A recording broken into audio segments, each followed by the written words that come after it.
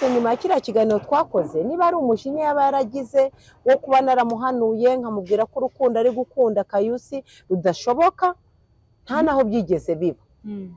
Ashobora kuba we yaragize umujinya akivumbura kuko guhera kiriya gihe nka nyuma y'iminsi nk'ibiri cyangwa itatu Betty nahise mubura n'imyenda ye nyine arahambira aragenda ariko nta handi yagiye ari kumwe na Kayusi we niwe basigaye babana. Bahaye ikaze bakunzi bacu mwese mudukurikiye ni kuri Kiza TV show nk'ibisanzwe ndabasuje kandi mbifuza gukomeza kugira ibihe byiza mwese tubana umunsi kundi. Reka nizere ko mumeze neza rero mwese aho muri mu bihugu bigiye bitandukanye.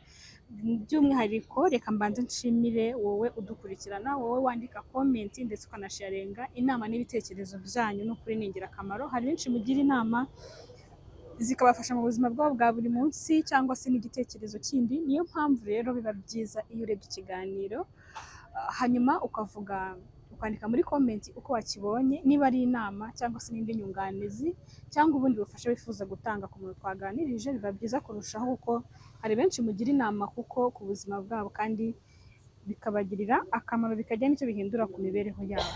Reka mbahe ikaze rero. Uyu munsi ndi kumwe na mama Betty tugiye kuganira.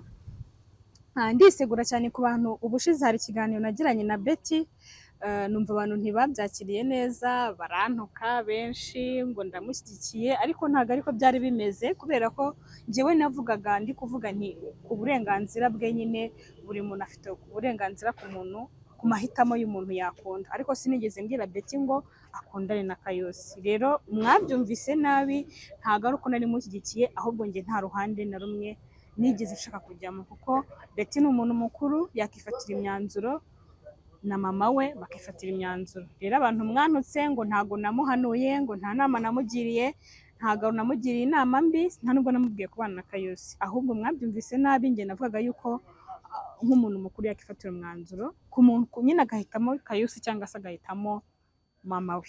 Ndumva ari ibyo, ariko nk'uko mwabinsabye ngo nzamushake ngo nongere muganirize nzabikora, ariko mbaye mbiseguyeho rwose. Mwarandenganyije kuko ntabwo nanjye nashukwa umwana ku bintu bigaragara gusa nuko nabonaga afite agahinda nkanga kumuteranira na mama we nawe ari kumubwira, njye nkajya mvuga nti ku burenganzira bwe yakora ibyo ashaka. Dukomesheje mama Betty tuguhaye ikaze. Murakoze cyane. Umeze ute rero? Ndaho meze neza ariko si cyane. Harabura iki kandi? Ikintu kibura biri gupfira he mu buzima nyine biba bigoye.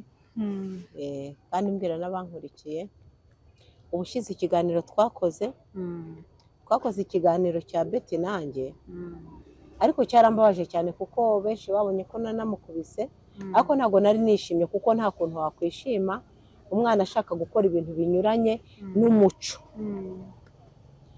Ubwo rero kiriya gihe ukuntu byagenze, niba byaramubabaje, niba byaragenze gute kubera kumuhanura Betty, yego wari umubabaro w'umubyeyi. ariko kuri iyi nshuro hagati yanyu twagira ngo tumenye niba mwaraje kwiyunga, mwaraje kuganira ku kibazo se kikaba cyararangiye, bimeze gute? Ntabwo twaje kwiyunga, ahubwo noneho ubu ikibazo mfite gikomeye kitananyoroheye. Betty naramubuze, kandi kumubura nta handi hantu Betty yigeze ajya, nta n'ahandi yigeze atembera na hake ngo unavuga ngo hari undi muntu waba waramujyanye.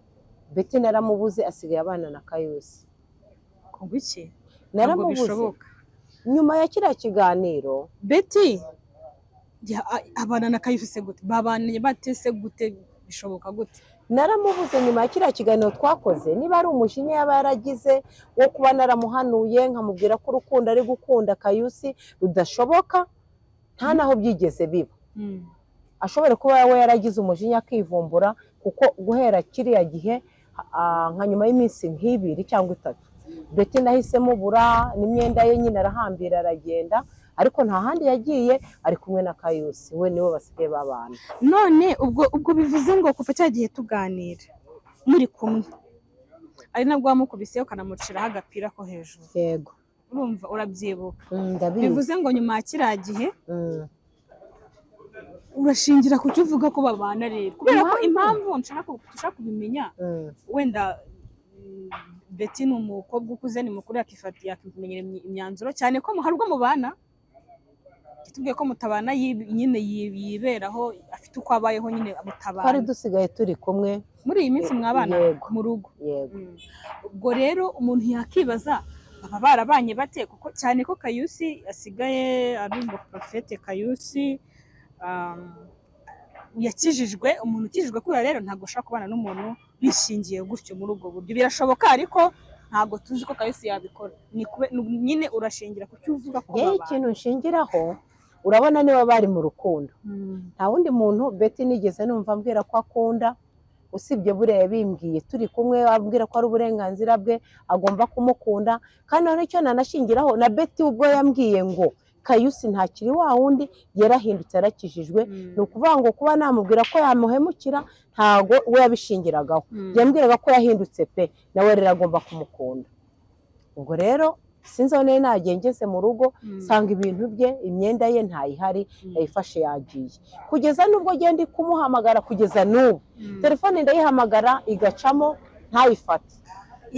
ubwo bivuze ngo muri iki gihe mwabanaga mu rugo Betty yego waratashye ubura ibintu bye usanga yagiye. yego kuki wese utekereza ko yagiye kubana na Kayusi? ari oye none impamvu nabitekereje nta wundi muntu akundana wenda ari nawe. mu nshuti ze z'abakobwa, wenda ari mu bo bakorana, ushobora kuba ari ahandi hantu nyine bisanzwe ariko atari kubana na Kayusi.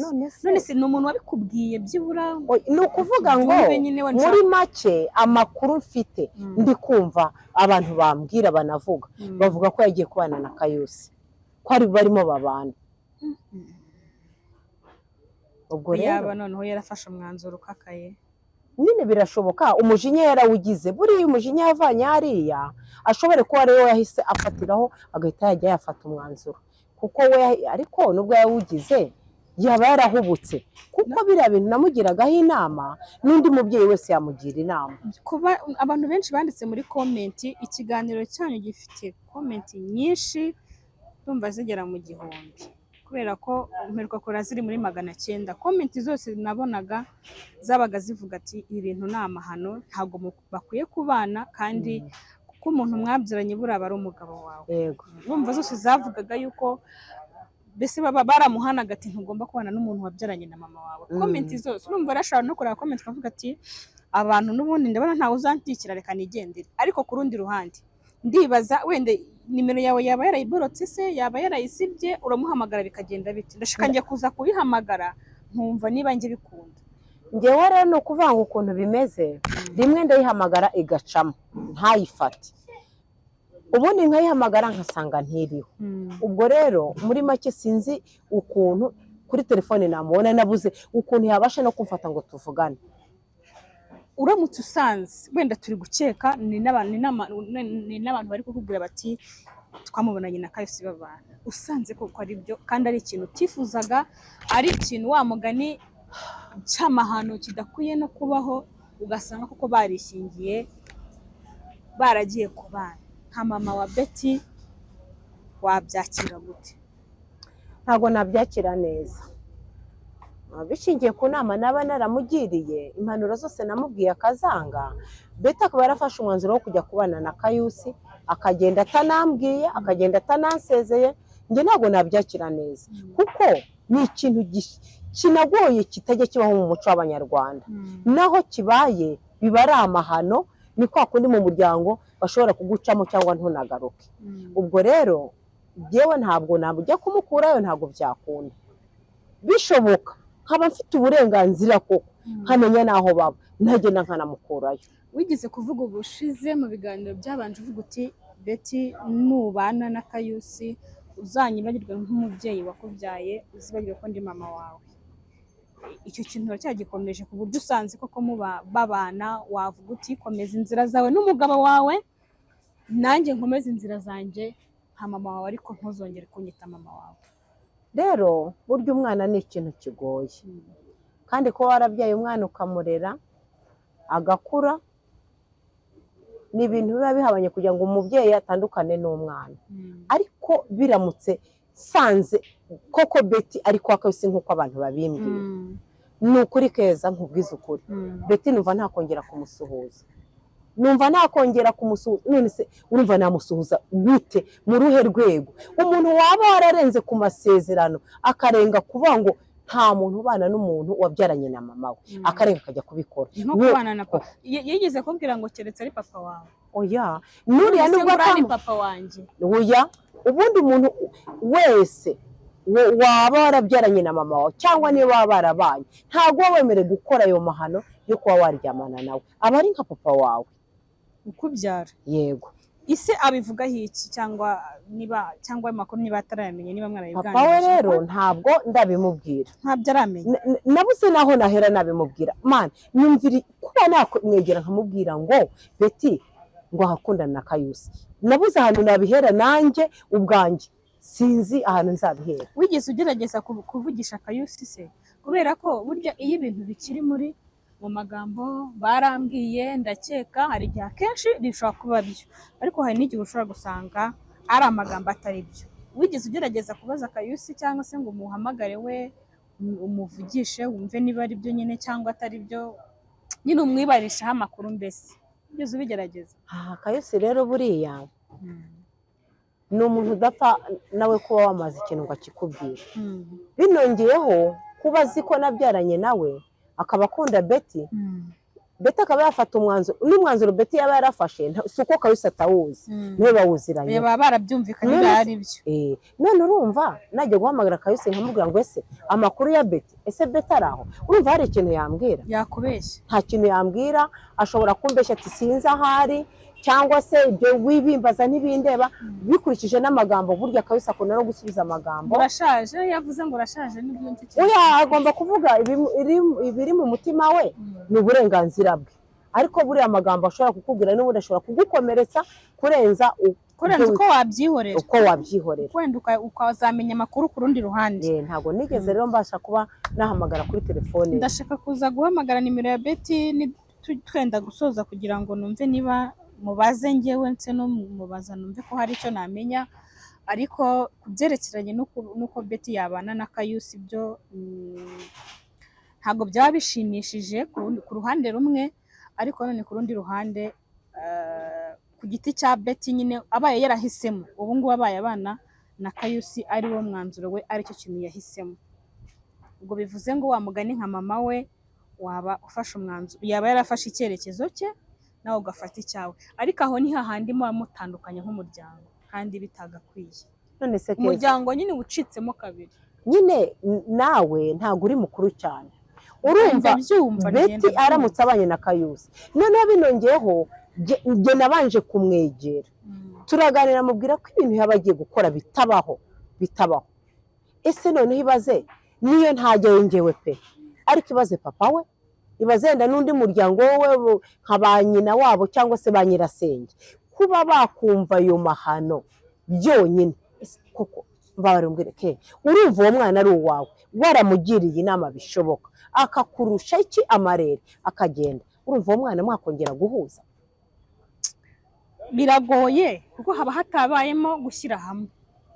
Urumva bagiye ku ruhande rumwe, nawe uri ku ruhande rwawe.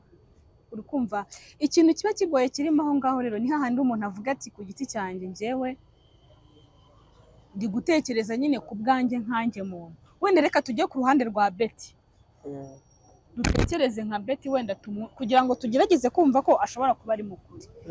Betty ku ruhande rwe arifuza kubana na Kayusi, yego, ariko ku rundi ruhande nanone umubyeyi we, buriya mama w'umuntu ni umuntu ukomeye. Buri ikintu cyose umubyeyi ashobora kukubwira ni ikintu ugomba kubaha, cyane cyane iyo atari kibi kuri wowe, kubera ko ku mahitamo ye yarakunze, ariko ku mahitamo ya mama we ntabwo abyifuza. Buri umubyeyi rero ni ikintu baravuga ngo umwana ni nyina. Buriya mama ushobora kubura mama ukabona undi umusimbura, ariko ntabwo ageze aha mama wawe ukubyara. Niyo mpamvu rero akenshi tureba inyungu cyangwa tukareba kumvira ababyeyi kurusha ikindi kintu. Betty rero njyewe ku giti cyanjye noneho reka mbivuge nano babyumva, simushyigikiye nta nubwo namushyigikira, ariko ku giti cye niba ariko abyumva, ntabwo wafata ubwonko bw'umuntu ngo umushyiremo ibindi bintu. Abaye ari cyo kintu yakoze, abaye yaragiye kubana na Kayusi, abaye ari wo mwanzuro ahisemo, ubwo nyine yaba yarahisemo gutandukana n'umuryango. Keza n'iyandi bavuga ngo urukundo ruruta byose, ariko ntabwo urukundo ruruta umuryango, siko mbitekereza. Ikindi kintu wigeze kuvuga ngo Kayusi ngo ni agakino ngo ari kubakina, uko wigeze kubivuga nzi nimba ubyibuka. ndabyibuka. Nabyo ntabwo tubizi niba ari byo, kuko dushaka kuvuga ngo Kayusi ni agakino ari kubakina kandi wenda afite nawe urukundo rwa nyarwo. Ese uracyahamiriza ko ari kwa kundi ashaka kukuzenguruka akanazenguruka umukobwa wawe nko mu buryo bwo kwihimura nk'uko wabivuze? Rero Kayusi nta kwihimura kwe, ni ubugome yaba ashaka gukora bundi, kuko sinigeze muhemukira, nta n'ikintu kibi twigeze tugira usibye we wampemukiye. Ariko noneho Keza, urukundo rwa Betty rukunda Kayusi ntabwo rwaba ari urukundo. Noneho byonyine uzi mama wawe ko babyaranye, noneho ukaba uzi ibyo umuntu yakoze, ubu se reka nkubwire, byewe biriya bintu Kayusi yakoze kuri Betty ngo aramukunda, ntabwo ruri ari urukundo rwa nyarwo. N'ubu ndacyabihamya bibaye ari urwa. Ariko Kayusi uzi ko asigaye yitwa Porofete, uko yitwa kose ni akazi. uzi ko asigaye yambara kositime, ejo akahindura kositime, ejo agahindura karuvate, ejo akambara inkweto, ejo agahindura indi. Yarahindutse wa mubyeyi. Ntabwo yahindutse, reka nkubwire, niba yaranahindutse yenda abankurikiye bambare yarahindutse muri makeya, ariko mu mutima Keza, umutima ni ikintu kibi umuntu adashobora kurebamo imbere, ugahinduka ku mubiri, ku isura abantu bareba, ariko umutima n'ibitekerezo ni ukuri ntibihinduke. Ntabwo nibaza Kayusi niba yarahindutse impamvu ari gushaka Betty kandi azi ko namubyaye, akaba azi ko muhekeye. Uko guhinduka ni uko. Ese abakobwa bari hanze aha mu Rwanda ni benshi, abari hanze aha mu gihugu ni benshi, mu nsengero aho yakirijwe barahari, sibyo? Ni gute ari gukurikirana Betty ngo aramushaka ngo babane, kandi hose mu matorero mu nzu z'Imana harimo abakobwa banamuruta we, banamurusha imyaka, banamurusha n'uburebure, banamurusha yenda no kuba banini, yenda bashobora kuba bari nabeza kumurenza. Ni gute Kayusi wumva ko urukundo yarusaba umwana nabyaye narabyaranye nawe? Ntago rero ibyo sinanabikurura ngo mbyumve kumbwira ngo yarakijijwe. Nakizwe ariko akoreshe ugushoboka kose, anyure mu nzira ikiranutse, ajye gushaka umugore ahandi kuko ntawe uzamubuza, areke kuza ku mwana nabyaye. Noneho babaye baranishingiye bwo cyaba ari ikindi kintu kibi. Buriya nka kwa kundi uvuga uti wenda bazakora ubukwe, birya ntabwo biba bitandukanye n'ibi. Noneho aba yagiye nishingiye, ejo ukumva ngo aratwite, noneho ni ikindi kintu. Sinkubeshye, baramutse banashingiwe wumva ngo none se ubundi bashyingirwa bajya gusaba bakwa bakabijyana, babishyira papa wa Betty se njye ntahari. None urumva bahagara imbere ya pasiteri bakajya gusezerana imbere y'Imana, njyewe nicyo ngo nkabyemera? Ntabwo nabyemera. Utanahari nta nubwo byanakora. Ntabwo nabyemera, sinkubeshye, n'ubwo bukwe sinatuma butaha. Ubwo pasiteri yemeye kubashyingira, namubwiye ikibazo ko kimeze, ubwo nareba nanjye ese byakunda. Nawe yaba atari pasiteri ukijijwe rwose. Turi kugana ku musozo, njyewe ubwo ndi kumva ibintu biracyakomeye, gusa tugize amahirwe twasanga iyo nkuru ari igihuha atariyo batabana. Hanyuma tugana ku musozo mu Betty, urifuza iki? Ubwo ndi kuvuga icyo nagufasha, icyo twakora, kuko urumva dukora gutya kugira ngo tubashe kungurana ibitekerezo, ari mwe mudukurikiye muduhe igitekerezo, ndetse wenda natwe ibyo tubasha tuhana ibitekerezo kugira ngo tugire imiryango myinshi mu bintu nk'ibi bigendera mu muryango inama. Rero Keza, ikintu nagusaba rwose umbabarire pe, ni byinshi wamfashijemo kugeza na n'ubu kibimfashamo. Ikintu ushobora kugusaba aka kanya ni uko wanshakira Kayusi. Njyewe Kayusi tukabonana amaso ku yandi, nkamwibariza njye nkamubaza umwana wanjye ahantu ari, kuko nta handi ari niwe bari ugenda ashaka kumubaza visave turi kumwe. Mwinde mukasanze kuko Betty ari kumwe na Kayusi nk'uko abantu bari kubimbwira, ni ukuri ntago umva ari Betty ari Kayusi bose ndabakaraba rwose. Mana yanjye ntitaye ko Betty namubyeyi nkamuruhana nkamurera akaba ageze hariya rwose pe, ndahita mukaraba ku buryo nta hantu none se uzongera urakaraba kuvugana nawe. okay urakaraba Betty hanyuma Kayusi se nk'umuntu ushaka akazashyira akagira icyo agufasha wenda nubwo nawe avuga ntakoreje akavuga ntakore nawe uramukaraba kandi uteganya ko hari icyo yazakumarira Kayusi wenda rero, umwana wanyu. ubundi igihe gishize nicyo kinini. Amezi 9 y'inda ukabyara, umwana akamara amezi arenga 5 cyangwa 6 nta kintu araguha, n'ubundi ububayeho. Kayusi nawe ndahita mukaraba, nta n'icyo akongera kumpuza nawe. Ubwo urabe wiyemeje noneho kutagira ikintu bose wongera na ya mafaranga wavugaga. N'ubundi Kayusi nta kintu amariye, usibye nayo mafaranga nta n'isabune y'amafaranga 200 arigeramo, sibyo? Ni ukuvuga ngo rero bose ndahita umva ntanagura nta birangiriraho. N'ubundi Kayusi se ibyo atakoze mbere ntabwo azabikora ubu ngubu rwose. Ubwo rero niyo mpamvu ngomba bose kugira gutya. Ariko nagiriye inama Kayusi naramubwiye se ko wakijijwe, ko uvuga ko nyine udashaka ikintu kikwanduza, udashaka ikintu cyanduza izina ryawe, ko usiga usenga ugendana za Bibiliya, wakijijwe ku gato no ku kanini ukabasha kugira ngo wite niba wemera ubundi ikintu ngewe ntaremera ko Kayusi anemera. Iyo wemera inshingano, iyo ikintu cya mbere, iyo wemera umwana, njye namubwiye niba warakijijwe koko byanyabyo abantu bakabyemera, ukaba wemera umwana, emera n'inshingano. Niba si bakubeshyera umwana atari uwawe, muhakana uvuga uti nge Kayusi, kuko no kwemera umwana mu bantu buryo kwemera umwana ntacyo umumariye, kandi nabwo ukeka ngo wasanga atari uwanjye, nabyo ntacyo bimaze, nabyo nta kintu bimaze. Ndabwira nti rero Kayusi, niba nyine umwana ari uwawe ni uwawe, niba atari uwawe si uwawe. Ni ukuvuga ngo niba umwana ari uwawe, byibura akantu gato ushobora kuraba mama ushimishwa n'ubusa, akantu gato ushobora gukorera mu mabeti gashaka kumushimisha kurusha ibyo uko ubitekereza. Niba rero warakijijwe, umwana mwemere cyangwa umuhakane, ibintu ni bibiri. Sibyo mama Betty? Ni ukuvuga ngo akantu gatoya kwemera umwana ntacyo umumariye, nta kintu biba bimaze. Kuvuga ngo umwana ni uwawe, nta sabune, nta kenda, ntiyarwaye, ntiwavuga ngo namuguriye umuti, ibyo nta kintu biba bimaze. Ni bimwe byo kwiyerurutsa, byo kuvuga ngo nemere ubundi umuntu abone ko nemeye bive mu nzu, abantu bumve ko nemeye. Ariko kandi kantu gato navuga, hanze ahangaha urabizi ko no mu minsi tugezemo atari myiza, kuba twavuga ngo Kayusi yarakijwe pe ashobora gukizwa.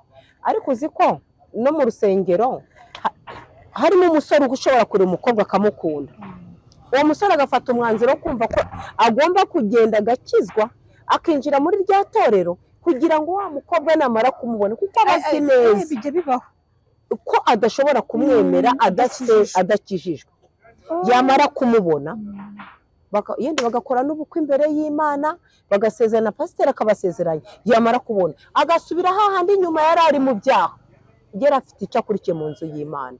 Na Kayusi rero kuba yakizwa, ashobora, navuze ko ari tekinike ashaka gukorera kuri Betty, kuko gukizwa kwe ibyo yankoreye, n'ubundi yari umusore mwiza nka kuriya yambara, ariko yambara none yarongeye ariyoberanya ngo arashaka Betty ngo arakijijwe. Bivuge ngo rero ibiba hano mu nzu z'Imana turasenga turabibona ni byinshi cyane. N'undi rashobora kubikora avuga ati reka noneho mpindure babone ko nakijijwe, noneho nitwe umwana w'Imana, noneho nge nabona Betty, noneho namara kumubona nabwo subira hahandi, biranashoboka. Ubwo rero ibyo bintu nabyo bijya bibaho ko umuntu ahindura idini kubera undi muntu ashaka. Yego. Hanyuma wamara kumubona, bibaho pe, no muri filime tujya tubibona, wamara kumubona ugasubira muri za ngeso, ukajya gusinda, ukajya kuvuga uti n'ubundi yabaye umugore wanjye nta hantu ari buke. Binongeyeho rero uko ubona ko Betty gufata umwanzuro ko yagenda ngo asange Kayusi nk'uko amagambo ari gucicikana, inkuru yabaye kimomo, ni ukuri pe, nkubwije ukuri.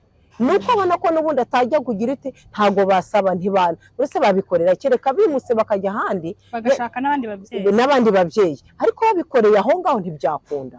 Bakabona rero ko n'ubundi ibyo bidashobora gushoboka, akabavuga ati n'ubundi naramukunze reka mpaguruke, mama n'ubundi nanze kumva impanuro yambwiye cyangwa inama yangiye, reka mpaguruke musange. Ikintu cya mbere icyo cyo nicyo ikintu cya mbere nemeye, wabwiye ko wifuza kuzahura na Kayusi. Yego. Ukamubaza umwana wawe ahantu. Yego.